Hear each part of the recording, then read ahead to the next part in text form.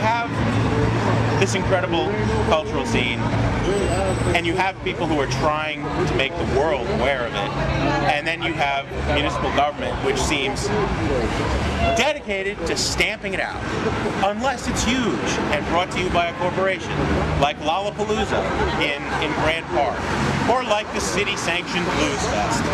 And I mean, Blues Fest is what Blues Fest is, but Maxwell Street is what the blues really is, and it's gone.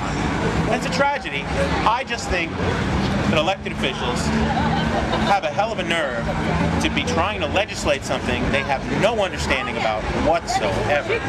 And I mean, until the city council and the business affairs department comes here and comes with me to a benefit at Reggie's, to a Latin show at the Aragon, to a house party somewhere, to a VFW show somewhere, they have no right to legislate it. They just don't. They don't know what they're talking about.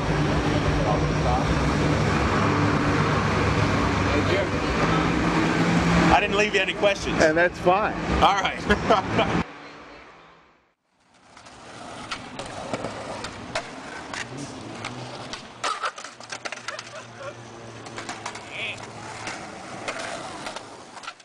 When this ordinance resurfaced, unfortunately it left out this huge swath of independent artists.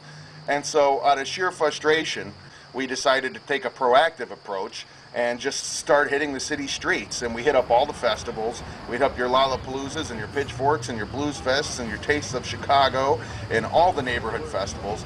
The response that we got was so great. People giving us stages, venues offering us tables. The response that we got from these folks, while welcoming, was also very impassioned. And so we began to record people's thoughts, which is how we got to this point that you're watching today. Nobody asked the independent artists and the people on the street what they think, and so that's the reason that we decided, you know, nobody else is going to do it. We got to stop talking the talk and walk the walk and get up off our butts and do it ourselves. So that's the reason that we did this. And you know, it's been a lot of sleepless nights over the last month, and a lot of editing, a lot of organizing, a lot of trying to make sure that everybody's voices and everybody's points are heard.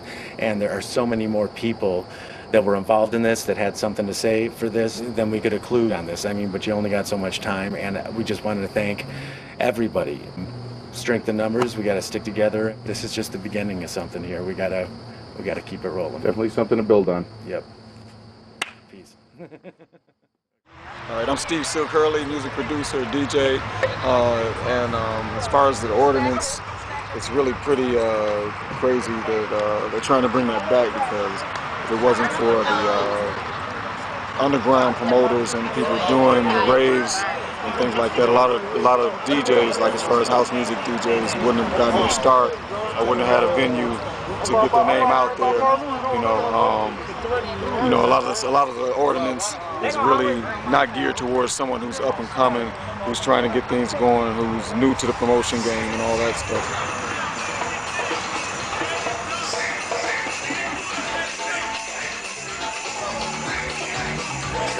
I went down to one of the meetings they had down at City Hall, and it was like maybe about 8 months ago. And you know, it went well. They extended it. We got Alderman Burnett on our side. We got quite a few aldermen on our side, and also Ken Duncan, who's a state representative, I think he was out here today too as well. We need to let more people know that love music and art, and that's fashion and everything else. You know, so what's going to happen? They're going to become more guerrilla. I mean, because guerrilla tactics, that's what I did. You know, I think the guys that come up with some really creative ideas to, you know, guerrilla market, because we got the internet. You know, we don't need big corporations to push us. All we need is the word to get out to the people. You know, that's all we need. I have a good feeling in Chicago about what's going on the underground, and the underground is really where it's at. The underground's where all culture begins. You know, and let this culture stay where it is. I never want to put it out and pimp it. You know, I love it with all my heart and passion. I've been doing this for over 35 years. 35 years. So here we are, very successful day today. You know, Hyde Park, High-Five, Paradise. 2008, next year, this is my boy Surreal. Thank you, man. Greg Cobb, music critic with the Chicago Tribune. I've been writing about this potential ordinance for a number of months now. What I basically said in those articles is that this ordinance could be really damaging to Chicago music, and it'll take a big chunk of the business out of the music clubs. It'll also prevent a lot of art and a lot of great music from being presented in Chicago. So it's a really myopic ordinance. I cannot imagine a major metropolitan city, a world-class city of the stature of Chicago, having an ordinance like this in the books. It's frankly embarrassing if this thing gets passed and we have to live under the aegis of this kind of ordinance. So I hope to God this thing doesn't go through. My name is Shawn Campbell. I'm the president and founder of the Chicago Independent Radio Project.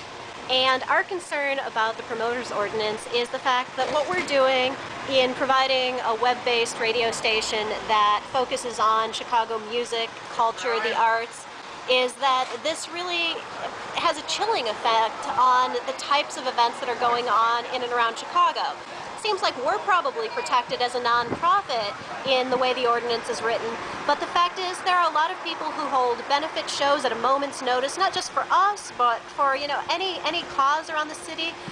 Where they would fall is really kind of a question mark, but just even in a broader sense, in general, we love the fact that there are 16-year-olds who want to put on punk rock shows in the basements of VFW halls, and we don't want anything to stand in those kids' way. We love it that a website like Bookslut might want to do a reading where they have 50 or 60 people come out and there's wine and cheese and there are local authors reading from their books and people interacting. And our fear is that these small events that are the most adventurous, are the most creative, and are really what makes Chicago, Chicago, that a lot of those would go away because people can't afford to pay even $500, even the lowest fee seems really daunting to a lot of people. A lot of people don't want to deal with the paperwork, and instead of doing that, they'll just drift away. They'll do something else with their time. And some people might say, well, then they weren't committed enough. If they aren't willing to do that work, they're not devoted to it enough. But you have to understand that a lot of these people are doing this because of passion. They're doing it in their spare time. They're doing it outside their day job. They're not doing it to make hundreds of thousands of dollars. My name is James Lauer. I'm a local artist here in Chicago. I've been DJing, producing, and promoting nights for many years now, and I love Chicago, and it's getting harder and harder to exist. Budgets are already very tight. There's already so many things working against us.